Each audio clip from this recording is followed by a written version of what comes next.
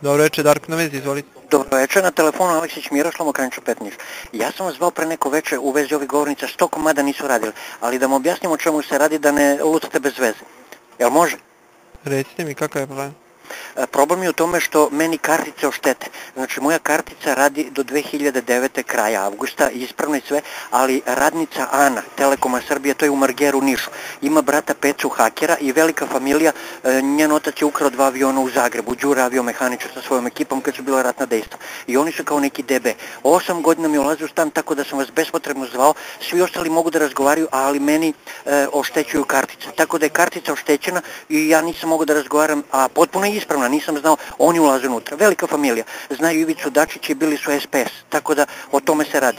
Znači, u mom stanu 8-9 godina oni su neprekidno. Ja provedem 5 sati napolju, oni 4 sata provode unutra. Vršili su i abortuse u stanu Milica Bijanke Mokranjčeva 5, onda tu im je sekretarica SPS-a Mirjana Tanasijević. Matora baba je sada, ali bila je sekretarica Slobodanu Miloševiću i Ivici Dačiću pre 15 godina.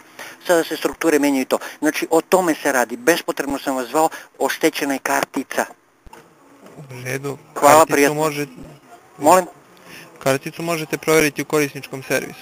Ja sam ju uništio, kupit ću drugu pošto 300 dinara, nije neka velika suma, nego ja sam bespotrebno zvao, znači oni su ušli unutra i oštetili karticu i uzeli su mi 2 DivX-a, najnovije filmove sa Jean-Claude Van Damme, nigde ne mogu da nađu. Ali znam gde su, kod Pece i još nekih dole, oni su u centru grada gde je Sokolska ulica, ali čak gore dolaze pošto njihovi rođaci pored mene žive. I provode godinama u mom stanu vreme, oni se zafrkavaju sa mnom, jer ništa ne mogu, ja sam sam, a oni znaju sve ove ključne ličnosti.